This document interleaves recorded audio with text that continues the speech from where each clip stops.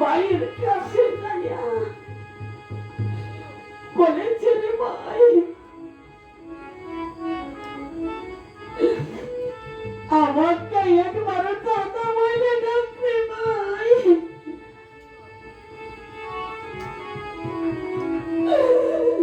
তুমি যে আমাকে ছেড়ে চলে গেলে রে ভাই,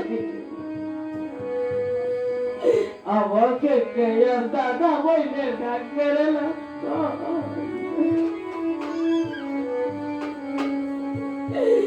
লক্ষ ঠাকুর চৈতন্য বলে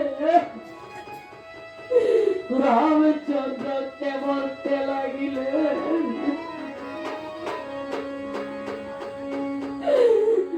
মায়াবী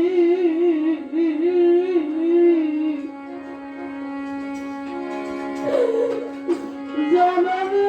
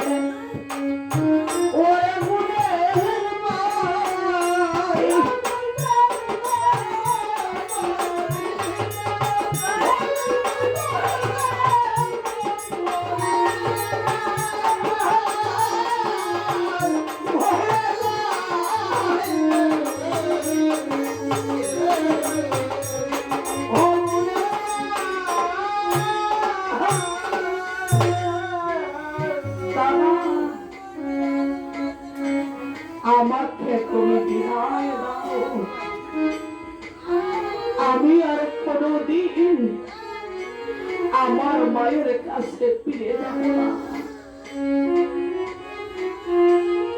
আমার এই দুনিয়ার নীলা খেলা পুরাইয়া গেল।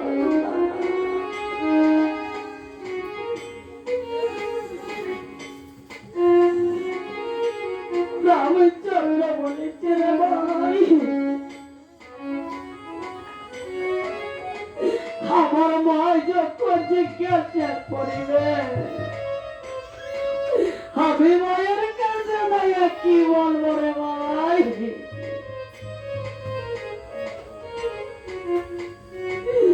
আইরে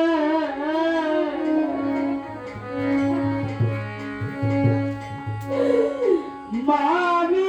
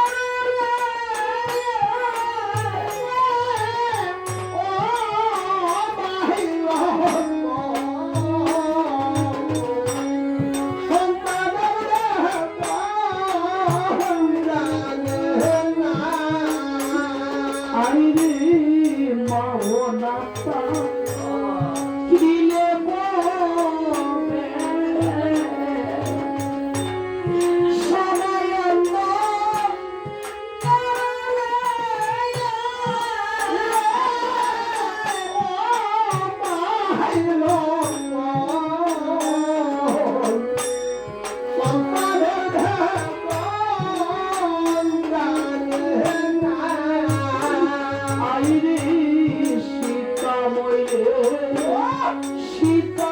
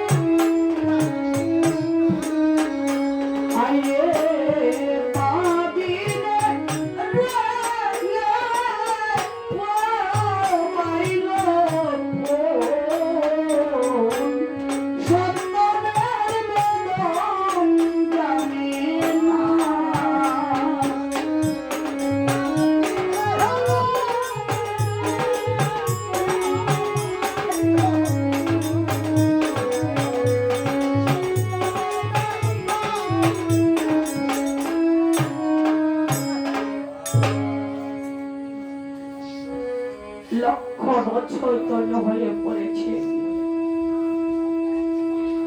জিজ্ঞাসা করিলেন, দুটি শিশুকে রামচন্দ্র বলে শিশু, তোমরা যে আমার ভাইকে চৈতন্য করেছ, তোমরা আমার কাছে পরিচয় দাও, তোমরা কাহারি নন্দন, তোদের মাতার নাম কি, তোদের পিতার নাম কি রে শিশু? মহারাজ জানি আমার সতী মায়ের পুত্র, পিতার নাম বলতে পারবো না। পরে শিশু বল, তোমার মায়ের কাছে গিয়ে তোমরা জিজ্ঞাসা করেছো তোমার পিতার নাম কি? তাই দুটি শিশু চলে গেলেন তার মায়ের কাছে, জিজ্ঞাসা করেছে, মা কত সুন্দর একজন মহারাজ মা যুদ্ধ করিবার জন্য আমাদের কাছে এসেছে। বলেছে, মা আমার পিতার নাম কি? মা গো বলো না মা, আমার পিতার নাম কি? এই জগতের মুখে মা সবারই পিতা আছে মা, আমাদের কেন পিতা নেই গো মা?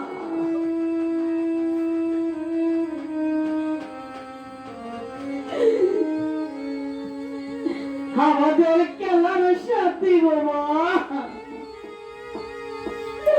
সবাই পিতা বলে ডাকতে পারে মা, পিতার ভালোবাসা পায় গো মা। আমরা কেন পিতার ভালোবাসা পাই না গো মা? বলো না মা, আমার পিতার নাম কি? আমার পিতা কে গো মা?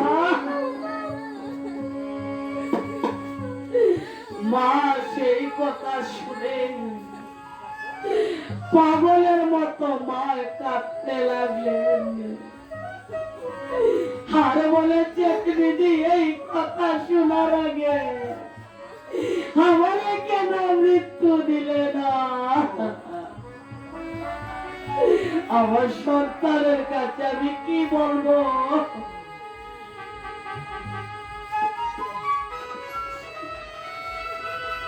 ওরে পুত্র, আমি তোমার পিতার কথা বলতে পারবো না, তবে যদি কোনদিন কোন বিপদে পড়ে পুত্র, একমাত্র রাম নাম শ্রবণ করিলে তোমরা বিপদ হইতে রে পুত্র তোমার রক্ষা পাবে। মা, আমার যদি রাম নাম শ্রবণ করে মা বিপদ হইতে রক্ষা পাই, তাহলে সেই রাম আমাদের কি হয় মা? ওরে পুত্র, তোমার পিতা জগতের নারায়ণ। মাগো, আমার পিতা যদি জগতের নারায়ণ হয়ে থাকে, কেন মা তোমার দুঃখ দেখতে পায় না? আমাদের দুঃখ মা কেন দেখতে পায় না? যদি আমার পিতার জগতের নারায়ণ হয়ে থাকে, কেন সন্তানের দুঃখ দেখতে পায় না মা? তোমার দুঃখ দেখতে পায় না? বাবারি, বিপদে পড়িলে যদি রাম নাম শ্রবণ করে পুত্র, তোমরা বিপদ হইতে বাবা রক্ষা পাবে। সেই কথা শুনে দুটি শিশু আসলেন রামচন্দ্রের কাছে, বলেছে, মহারাজ, জানি আমার সতী মায়ের পুত্র, পিতার নাম বলতে পারবো না। রামচন্দ্র সেই কথা শুনে মনে মনে ভাবনা করলেন যে দুটি শিশুগণকে আমার একবার পরীক্ষা করতে হবে। আমি পরীক্ষা করে দেখব দুটি শিশু কি সতী মায়ের পুত্র না অসতী মায়ের পুত্র।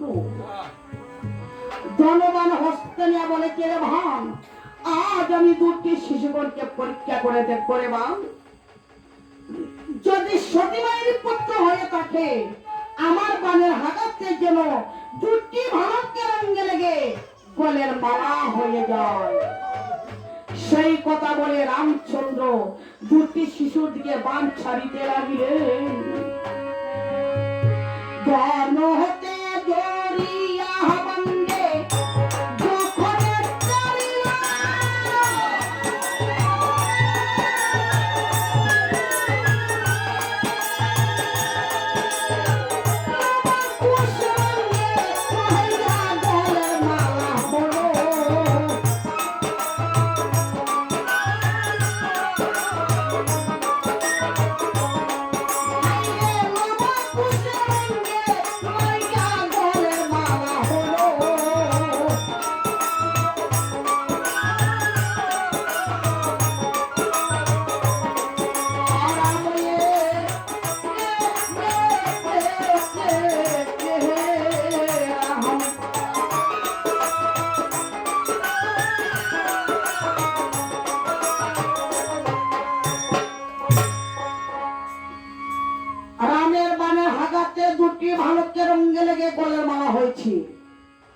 রামচন্দ্র বলেছে, রে ভান, আমি একবার পরীক্ষা করেছি, এখন আমি আবার পরীক্ষা করে দেখবো। ওরে ভান, যদি সতী মায়ের পুত্র হয়ে থাকে, এখন বানের হাগাতে যেন দুটি ভালুকের রঙে লেগে গায়ের আবরণ হয়ে যায়। রামচন্দ্র সেই কথা বলে বান ছাড়িতে লাগলেন। ধন হতে ঝরিয়া বান্ধে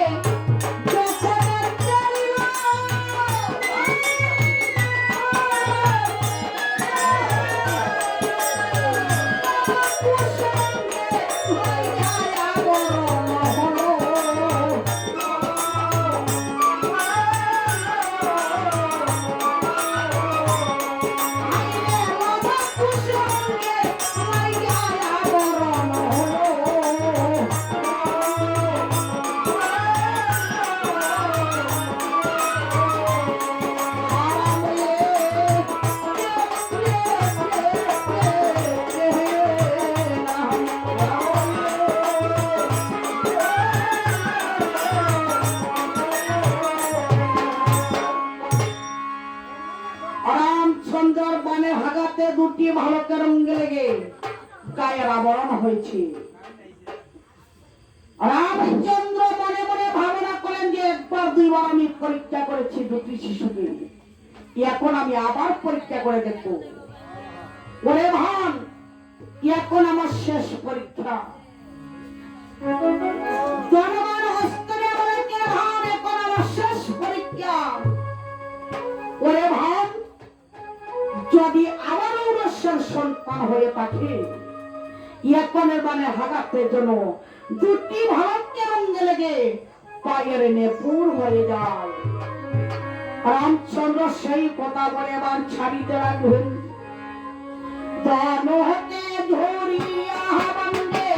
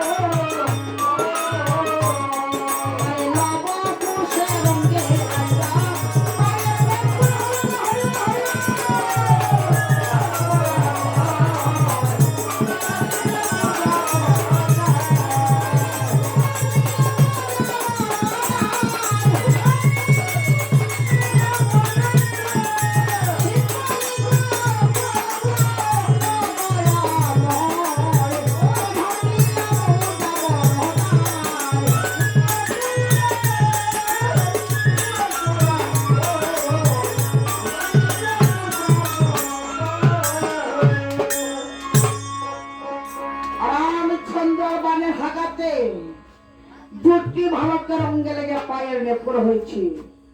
রামচন্দ্র ভাবনা করলেন দুটি শিশুর সতীমায়ের পুত্র হবে। যে একজন মহারাজ যুদ্ধ করিবার জন্য এসেছে, উনি হয়তো মায়ের মহারাজ। এক গণের আঘাতে হয়েছে গলের মালা, আর এক গণের আঘাতে হয়েছে গায়ের আবরণ, আরেক গণের আঘাতে হয়েছে দাদা পায়ের নেপুর। লতাদার এখনের মানে হাগাত আমার দুই ব্যাগে নিধন করে কলবে করা প্রতি 70 করে সেই মহারাজকে প্রচৈতন্য করেন লতাদাহা। লড়ার কোষ রামচন্দ্র দিকে দায়িত্ব লাগলেন। রামচন্দ্র দুটি শিশুগণকে বিবাহ করতে লাগলেন। মারিস না রে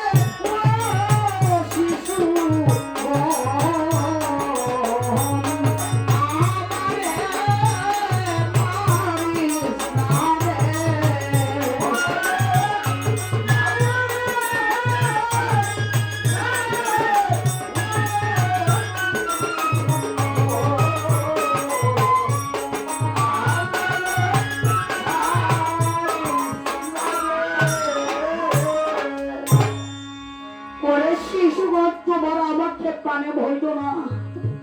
দুটি শিশু আর বিনয় মানেন না। রামচন্দ্রকে অচৈতন্য করিবার জন্য রামচন্দ্র দিকে বাণ ছাড়িতে লাগলে না।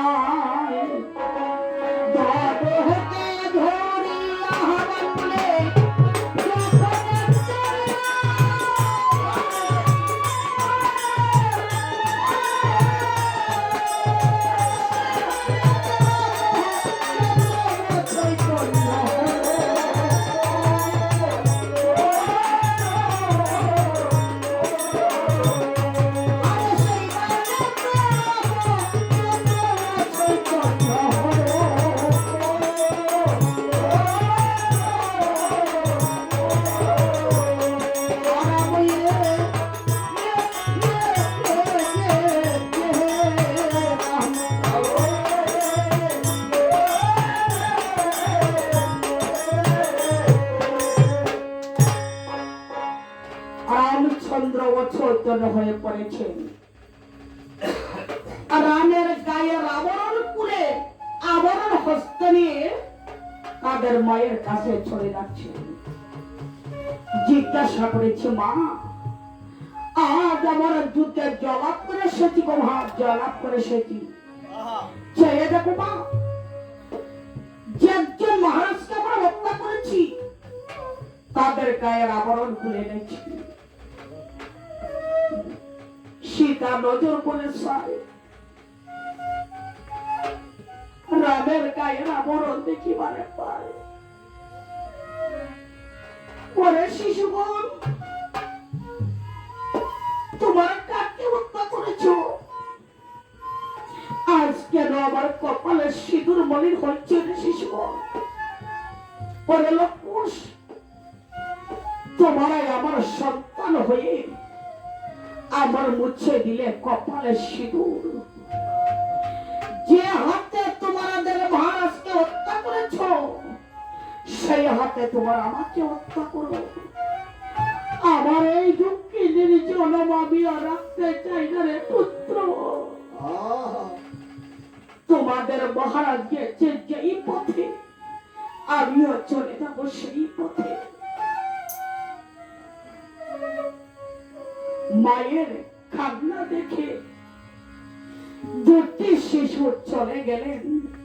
বাল্মীক মনির কাছে যাইয়া বলেছে, দাদু একজন মহারাজকে অছন্ত্র করেছি বলে আমার মায়ের চোখে জল কেন দাদু?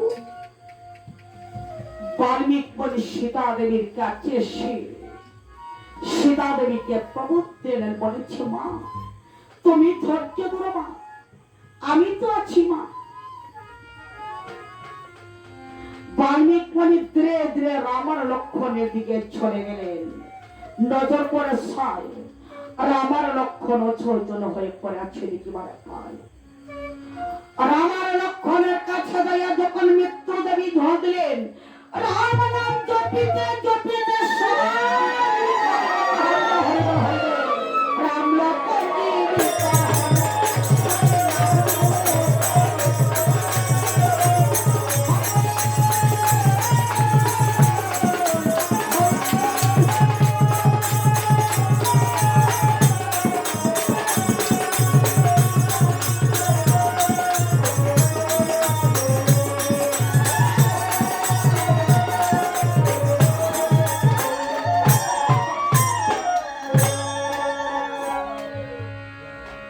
রাম লক্ষণ জীবিত হয়ে বাল্মীক মনি চরণে প্রণাম করলেন। বলেছে, মনি ঠাকুর আপনার চরণে আমার এই নিবেদন, অযোধ্যায় করেছিলাম আমার আশ্রমের যজ্ঞায় ঝোল। দুটি শিশুগণকে সঙ্গে নিয়ে আমার যোগ্যতা করিবেন গরম, আপনার কাছে রয়েছে আমার নিমন্ত্রণ। সেই কথা বলে চলে গেলেন। বাল্মীক মনি কি করলেন? একদিন তো সীতা দেবী বাল্মীক মনিকে পরীক্ষা করেছিল, সেই কথা কি মনে আছে? তো একদিন বাল্মীক মনিকে সীতা পরীক্ষা করেছিল। লোককে যখন কন্যা তখন সীতা পরীক্ষা করেছিল বাল্মীক মনিকে। তো বাল্মীক মনি মনে মনে ভাবলেন, আজ আমি সীতার কাছে যাই, সীতাকে আমি পরীক্ষা করব। তো বাল্মীক মনি চলে গেলেন সীতা দেবীর কাছে যাই, বলেছে, মা আজ আমি তোমার কাছে এসেছি মা, তুমি আমাকে ভিক্ষা দাও। সীতার পূর্বের কথা মনে পড়েছে, আমি একদিন পঞ্চবটী গিয়েছিলাম আমার কাছে দুষ্কর্ম ভিক্ষা দিবার জন্য সন্ন্যাসীর ধারণ করে এসেছিল। যখন আমি ভিক্ষা দেবার জন্য বাড়ি হয়েছিলাম,